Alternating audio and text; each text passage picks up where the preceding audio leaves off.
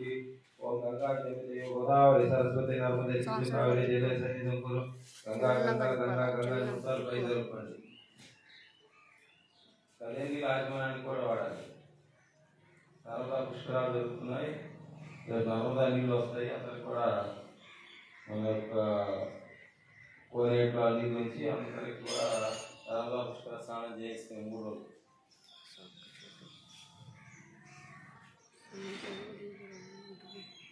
బట్టలు పెట్టండి, దాంట్లో పైన చదువుకుంటా ఉండండి నేను చెప్పేంత వరకు.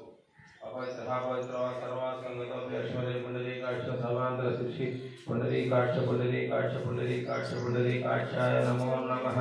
ఓం నమో శ్రవణాయ గురుమే సమే కామాన్ కామకామాయ మహ్యం కామేశ్వర కుబేరాయ శ్రవణాయ మహారాజాయ నమః. ఓం శ్రీ శ్రీ శ్రీ గోవింద గోవింద గోవింద 3 సార్లు జరుపుకోండి. సంపూర్ణ పవిత్రత అనుగ్రహతాల ప్రసాద సిద్ధిరస్తు. ఇప్పుడు ఆచమనం చేయండి. ఆచమన్య ఓం ఆచమన్య చేయగలుగుకోండి అందరూ.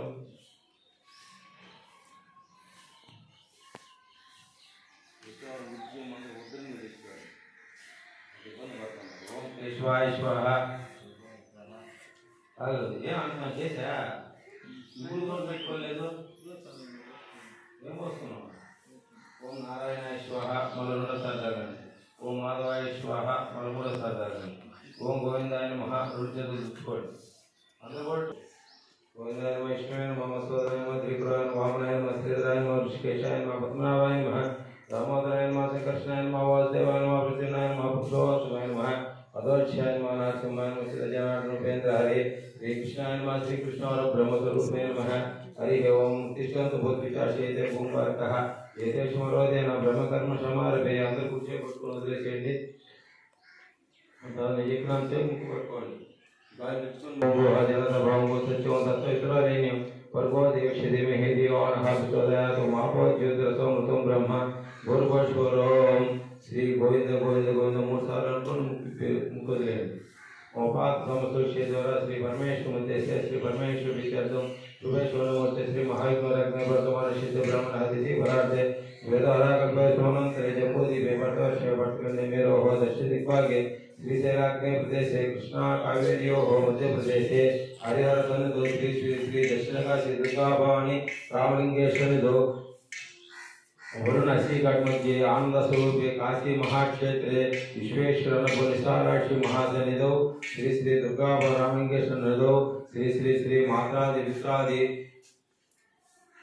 మన తండ్రి లేని వరకు పిత్రాది పిత్రాది సర్వే కారుణ్యానాం అమావాస్య బహుళ అమావాస్య విశేష పర్వదినే తిలతర్పణం కరిష్యే.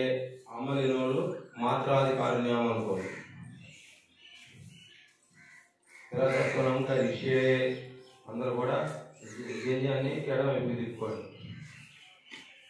ఇప్పుడున్న కాకుండా చెప్పుకొని మాత్రాది పిత్రాది సర్వే కారుణ్యాం తిలతర్పణం కరిష్యే అని ఉత్త నీళ్ళు వదిలేసేయండి. ఉత్త నీళ్ళు దాంట్లో వదిలేసేయండి. ఉత్త నీళ్ళు తీసుకొని వదిలేసేయండి. మామూలుగా వదిలేసేయండి. ఇప్పుడు అందరూ కూడా దక్షిణ వైపు తిరిగి కూర్చోండి.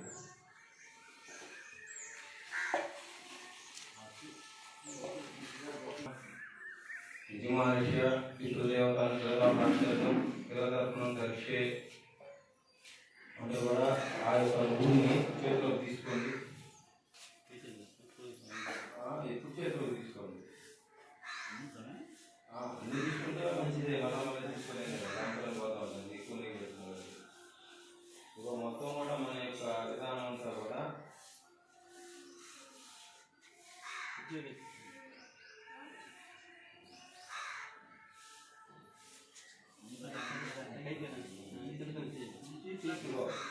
మెయిన్ గుర్తుపెట్టుకోలేదు ఏంటంటే ఉంది కదా, ఈ బొట్టన వేలు మన యొక్క జీవితానికి ముఖ్యమైనది. ఈ యొక్క బొట్టన వేలు ద్వారా ఒక ఉత్త నీళ్ళు పడినా చాలు. బొట్టన వేలు పెట్టుకున్నాం కదా, ఇక్కడ పోయాలి నీళ్ళు. ఈ పొసన పోతే ఆ బొట్టన వేలు ద్వారా నువ్వు గింజ ఒక్కటి పడిచేసావు. ఇక్కడ నుంచి పై దాకా ఆకాశం దాకా ఎన్ని నువ్వులు పోస్తే ఎన్ని నువ్వులు ఉంటాయని కాపాడి కూడా పడాపించలేదు. ఇప్పుడు కోట్లు ఖర్చు పెట్టి చేసిన పూజ కంటే కూడా ఇది అంత పవిత్రమైంది. నీళ్ళు పడాలి, గుర్తుపెట్టుకుని నీళ్ళు పోసుకుంటున్నది. ఈ నీళ్ళు కారి కారి ఇక్కడి నుంచి బొట్టల నుంచి ఒక్క నీళ్ళు పోయినారు అంటే అది బాగా గుర్తుపెట్టుకోండి.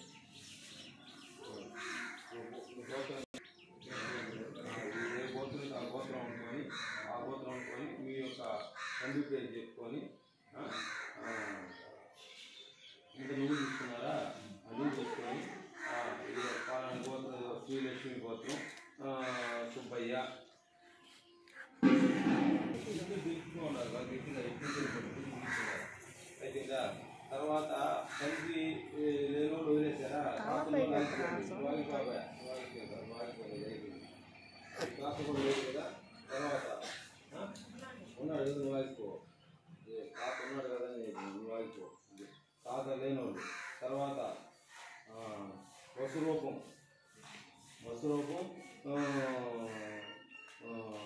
గోత్రం చెప్పుకోండి, గోత్రం ఆయన పేరు చెప్పుకొని తెల్ల తరపున కలిసే అస్మాత్ అనుకోండి, అస్మాత్ తెల్ల తరపున కలిసే వదిలేసేయండి. తర్వాత రుద్రరూపం అంటే మీ తాత పేరు అంటే మీ నాన్న కాకుండా ఆయన ముతాత్ పేరు తెలిస్తే లేకపోతే యజ్ఞయ్య అనుకొని మళ్ళా అస్మాత్ ఆయన గోత్రం అని చెప్పుకొని మళ్ళీ తెల్ల తరపున కలిసి మళ్ళీ వదలండి. వదిలేస్తారా. ఇప్పుడు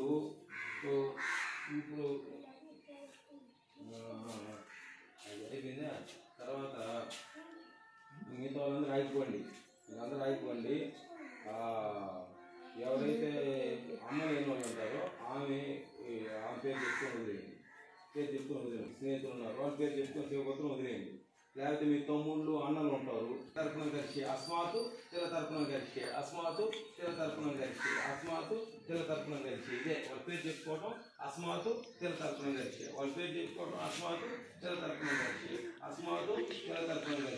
అయిపోయిన తర్వాత లాస్ట్లో మీ గురువులు ఉంటారు, చదువు చెప్పిన గురువు వాళ్ళు ఉండకపోవచ్చు. అట్లాగే పరమపదిస్తున్న మా గురువులందరికీ కూడా అస్మాత్ తెల్ల తరపున కలిసి అని వదిలేయచ్చు. తర్వాత ఆఖరణ మా యొక్క వంశంలో ఉన్న వాళ్ళు ఎవరైతే ఉన్నారో వాళ్ళందరికీ కూడా ఈ యొక్క పితృదేవతల యొక్క అనుగ్రహం కలగాలని చెప్పి వాళ్ళందరూ కూడా మీరు తెల్ల తరపున అస్మాత్ తెల్ల తరపున కలిసే అంటే మీ గోత్రం వాళ్ళందరికీ కూడా తెల్ల తరపున కలిసి అని వదిలేదు. మేనమామలు వాళ్ళు ఎవరైతే లేకపోతే అందరికీ అయిపోయిన తర్వాత నీళ్ళు పోసేమ్మా, నీళ్ళు పోసి మిగతా అవి ఉంటాయి కదా అవి మామూలుగా వచ్చి వదిలేసి వాళ్ళు ఇది వేయకుండా అట్లా నీళ్ళు పోసేసుకోండి. అవి నీళ్ళు అందించాలి స్పీడ్గా.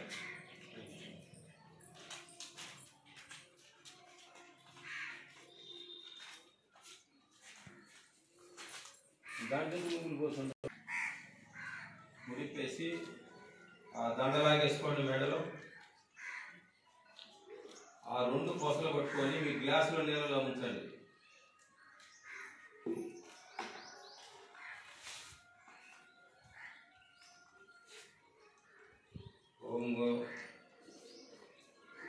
గ్లాసులో ఉంచి స్తోత్రపీడనం కరిషి అని చెప్పి ఆ నీళ్ళని దాంట్లో ఉంచుకొని ఆ నీళ్ళు దాంట్లో పెనండి, దీంట్లో డిష్లో పెనండి. రెండు ముళ్ళని రెండు పొసలు దాంట్లో కలిపి పట్టుకొని ఆ నీళ్ళని తీసుకొని వచ్చి ఆ డిష్లో పెట్టండి. స్తోత్రపీడనం కరిషి అని చెప్పి ఉండండి. అప్పుడు ఆ యొక్క పిండిన తర్వాత అవి రెండు కాళ్ళు కలుపుకోండి. శ్రీరామ శ్రీరామ శ్రీరామ అని 3 సార్లు ఆ యొక్క కాళ్ళ కలుపుకోండి. శ్రీరామ శ్రీరామ శ్రీరామ అని చెప్పి కాళ్ళ కలుపుకోండి. అంటే ఆ యొక్క 3 తరాలకి తర్వాత తరాలని ధరించింది. ఇప్పుడు ఏం చేస్తారంటే ఆ నీళ్లు తీసుకొని ఆ యొక్క బొట్టను దుచ్చుకోండి. శ్రీరామ శ్రీరామ అనుకో బొట్టలు 2 దుచ్చేసుకోండి. కాళ్ళ బొట్టలు దుచ్చుకోండి.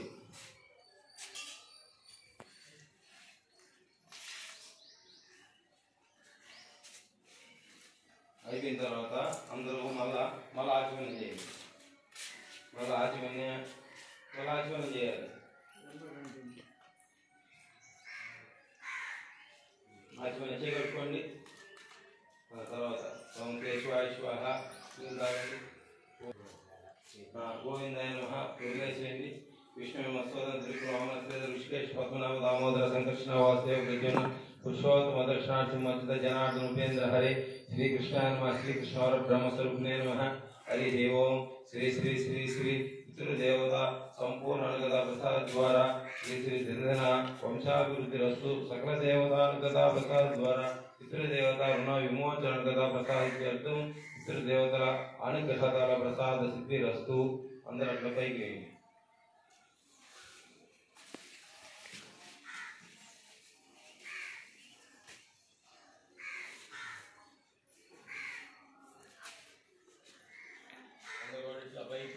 నమస్కారం చేసుకొని అందరూ శ్రీరామ శ్రీరామ శ్రీరామని 3 సార్లు ఆ యొక్క స్వామి నమస్కారం చేసుకోండి.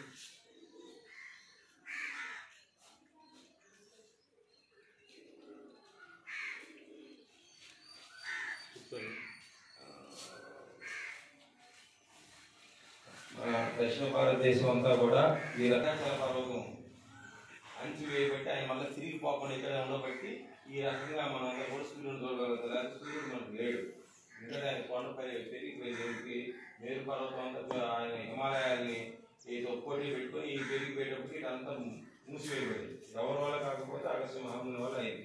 అప్పుడు అగస్త్య మహాముని నడిచూస్తూ ఉంటే కొంతమంది నడిచూస్తూ ఉన్నప్పుడు కొంతమంది ఒక చుట్టూ కొమ్మ చిగురాకు ఉంటుంది, చిగురాకి ఎలాడుతూ ఉంటుంది.